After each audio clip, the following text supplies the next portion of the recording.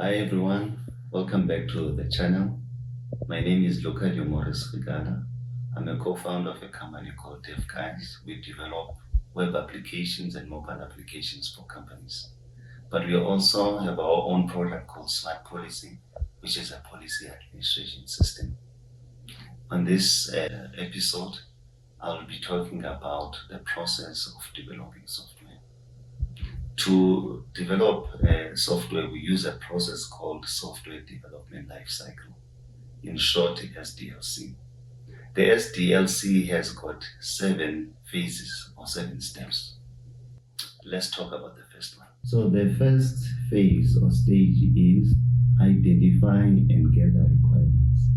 So on this stage, what happens is a business analyst will be sitting with the business owner. In some other businesses, they have product owners or subject matter experts or anyone that represents the business who knows the business process very well. The business analyst will sit with this person and try to identify what problems do they have, identify the requirements. And once that is done, the business analyst will then put these requirements in a business requirements document.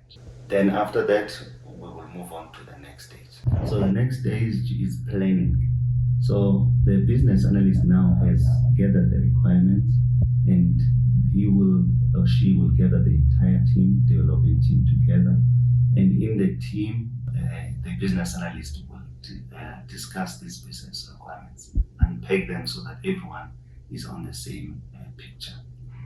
Once the business analyst has explained this to the team members will ask different questions so that they can be clear on the business requirements. If there are any questions that the business analyst cannot answer, the business analyst will go back to the team, to the business, and ask those questions, and then afterwards come back to the team. The team will then cut these or break down these requirements into manageable tasks, and they will estimate how long each task will take. The Scrum Master, who is the one who will be leading this process, will then take those requirements and put them in a to-do list for the entire team. So we have, in the Agile methodology, they will have a Scrum board. On the Scrum board, there is a lane there called the to-do list, and all these requirements will be added there on the to-do list. Then that brings us to the next stage. The next step is design. So now the team is clear on the requirements. They know what they need to do. They know the tasks that they need to embark on this project. So one of the phases is they need to design how the system, how it's going to look. So if it's a web application, they might have to choose a template that they can use. If they have graphic designers on the team, they might ask the graphic designer to design how the system will look like. So these things are, they might decide which button to use, which type of messages should appear on the system. If it's a mobile application, certain companies would even prototype how the application will look like. So they will spend time prototyping so that it's clear how the application will look like. But there's also technical designs. The team might decide what technology they're going to use to develop the system, and what classes or functions they will use and so on. So that is the design aspect of this software development lifecycle. Now we get into the next step, which is the implementation. Implementation, that's when the team now starts working on the development of the system. They know what templates that they're going to use. The business requirements are clear. They've already estimated how long it will take. So in an agile methodology, they have things called sprints. So a sprint, the entire team might decide to say, okay, this sprint will last for a week or might last for 2 weeks. So on the sprint board or Jira, or some companies use a Jira board. On the Jira board, they would take on the task on the to-do list. A software developer will take the task and start working on it. In an agile methodology, the teams, they would meet on a daily basis to discuss their updates. They call this type of meeting stand-up meetings. It's stand-up because it's supposed to be short meeting, about 15 minutes. It's just an update. It's a meeting that you can do while standing. It's very short. But in this meeting, the team will update each other to say, this is what I'm working on currently, and I'm 50%, only to 60% on this item.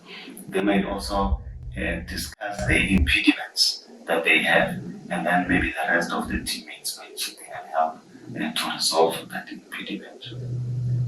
So the developers, once they are done working on a particular item, then they will move it to the next stage. So now that we move on to the next step, which is testing. So on this stage, the quality assurance team or the QA team will start testing the system to see if it works according to the business requirements.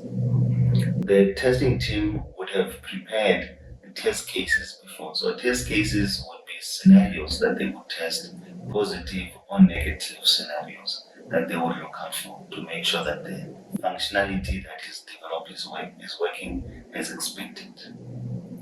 If the QA team is not happy with something, then they would move it back to the development team. The development team will fix that particular error and then again bring it back to the QA team until that functionality works as expected. So now, when we are done with testing, we move on to the next phase called deployment.